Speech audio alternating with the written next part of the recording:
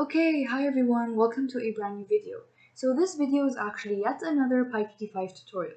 While this tutorial will not necessarily teach you how to build these, huge graphical user interfaces with all these components and fancy styling, this video will really narrow down on one particular functionality or feature in PyQt5 that will enable us to switch screens inside a PyQt5 application. Now, what do I really mean by switch screens? There is many questions surrounding exactly how to really go from one screen to another in PyQt5 without opening up a brand new dialog while staying within the sort of same widget, you could say. So here I have this PyQt5 screen, and this is my screen 1, we're gonna assume. Now if I press go to screen 2, this would take me to screen 2, so I can see this is screen 2. Then I also have another button, it takes me to screen 1, and back and forth. Really, our goal for this tutorial is to be able to just navigate between these screens and for you to take this new knowledge of this functionality and incorporate it into your PyQt5 applications. If you are a complete beginner in PyQt5 and have no familiarity whatsoever with it, I do not recommend this video. I do recommend actually referring to my PyQt5 tutorials playlist, where you can find lots of tutorials for beginners that tackle different things and really build everything from the ground up, so everything from scratch. In this video, we're actually really just going to discuss this one particular functionality. So without further ado, let's get started. So I'm just going to exit this, and I have some, skeleton code right here that I'm going to go through and really discuss. But before I do that, I'm going to take you to QtDesigner. So if you're not familiar with QtDesigner, I'm just going to tell you QtDesigner is this sort of graphical way for us to drag and drop components from the sort of sidebar into our UIs to sort of build our user interfaces with very minimal code. Then we take these files, we save them as .ui files. .ui files are essentially XML files that contain this type of data about your user interface. Don't really concern yourself with this if you're not interested. You can just simply ignore this and work with Designer as normal. Now, if you don't have Designer, if you've never used Designer, like I said, I have plenty of introductory videos. I also have a video specifically on how to install it and set it up. Right? So without further ado, let's get started. So I did design these two UIs right here. So we have screen 1 and screen 2. I did design them sort of very messily, so they are kind of, unattractive. I'm just gonna fix this right there. But like I said, this video is less about the GUI, more about this particular feature. So right, I have these two UIs. How am I gonna incorporate them, in my code?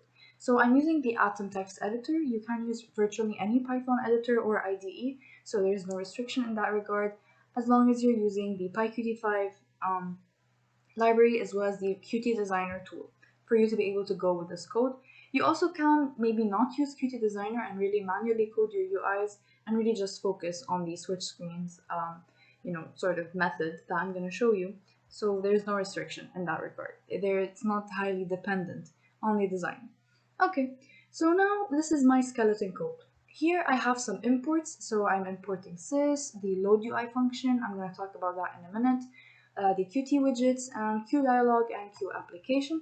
So these are standard imports that you're going to use in virtually any PyQt5 application that you code.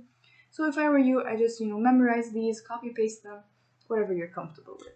Okay, so every QDialog that I have, so every screen that I design in PyQt5 is a QDialog, right?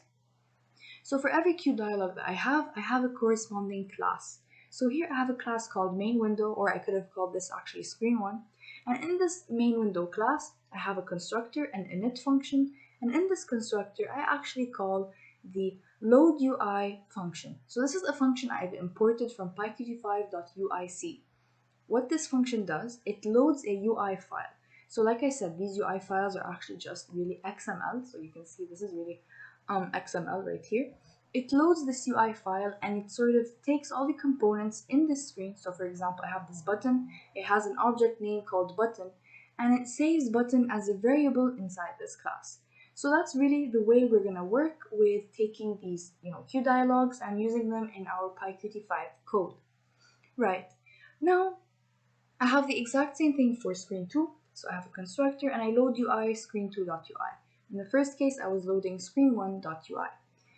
So I have a Qt application and I actually execute this application. So that's really what we have for now in terms of skeleton code. So yeah, how are we going to actually build this functionality to be able to switch between these two things? So to do this, we're going to use something particular in PyQt5. This differs from the standard PyQt5 widget that you've used. We're going to use something called the QStacked widget. So what is a QStacked widget? I'm just going to go ahead and initialize a QStacked widget. So widget is actually equal to Qt widgets, which we've already imported, dot QStacked widget. What is the QStacked widget? It's essentially a series of widgets, or a series of Q dialogues, or a list of Q dialogues, or a stack, you could say. So that makes maybe more sense with the name. This is like sort of a list or a stack. And you're going through this list by loading other UIs, by showing these different things in your widget. So how does this work? You have a QStacked widget. It has an index. So I am maybe at index 4, so I'm showing the 4th UI to my user. And then if I increment the index by 1, I will show them UI number 5. And I increment by 1, I show them UI number 6. So this is really the logic that we're going to follow right here. So what are we going to do? We're going to actually create some instances for our main window and screen2 classes. So I'm just going to say main window is equal to main window as an instance of this class, and then screen2 is equal to screen2. Don't confuse the two. This is a class and this is an instance of this class. So what do I do in this case? I add them to my stacked widget. This means my stacked widget will now have 2 items in it, or 2 widgets, or 2 Q dialogues, whatever you want to call it. So I will add main window, and then I will widget.add screen2. The stacked widget will enable me to stay inside one window and really just keep navigating back and forth between these 2 different widgets. Right, now another thing I can do is really just set a fixed height and give it 300, and this is just for the sake of simplicity. Set a fixed width and give it 400, and the final thing I do is widget.show. Okay, so now what happens if I do try to run my app right now? So running my application, I actually have an error. Okay, so I put add here, so this was add widget, no worries. So now we can run it, and there you go. This is my application. Now if I do press on the button, nothing really happens because we haven't really coded anything to happen. But like I said, now I have this QStacked widget. It contains main window, or screen1, and screen2. But really here, all I can see is actually just screen1, because the current index is at index 0. It's at the first one, and it's not going to show me any other widget from my stack unless I actually increment the index and tell it to do that. To do so, I'm going to go back to window 1, or main window, and I'm going to create a function for my button. So right here, I actually named my button. The object name is button. So like I said, it gets loaded as a variable. Dot clicked. So when this button is clicked, I'm going to connect to this function, and this function will be self.go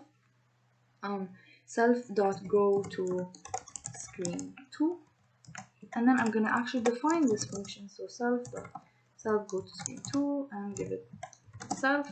There we go. So what am I going to do in this case? I want to increment the index of my QStacked widget. So how do I really do that? I just go ahead and widget.set current index to widget.current index plus 1. So I'm taking my current index, I'm incrementing it by 1. So now if I run my code again, if I press here, it will increment my stacked widget by 1, the index of my stacked widget, and take me to the second widget in the stack. So right now this doesn't really do anything. I can just simply code the exact same thing and really do that again. So what is another way to do this? So I just want to say this as a side note because this is really important. You may not always want to initialize all of your widgets here. Why is that? So maybe screen2 is supposed to display some data that you really did not have at the beginning of this application.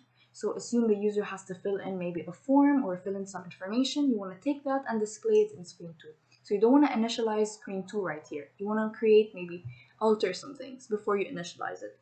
Launch a function before you instantiate it and create this instance. So what can you do in this case? You can just remove this simply and put this here.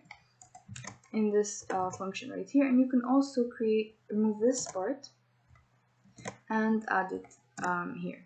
So what this really does is simply create this new screen inside this function and then automatically add it to the widget. So this should do the exact same thing if we run it. So you shouldn't be able to see a difference. Right now, this also still doesn't do anything. You can do the exact same thing by copying this part and pasting it here. So go to screen 1 for the button. And then here I would name this as go to screen 1, and then I would create a main, okay, that was a main window, and then I'm gonna just, yeah, there you go. And then I'm gonna add main window here.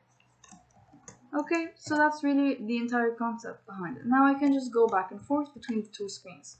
So really, it's all about using the QStacked widget in place of a traditional PyQt5 widget or Qt widget, and exploiting these certain indexes, incrementing the indexes, setting the index, and being able to just really move from screen to screen. You can create, another application where you have, a series of buttons.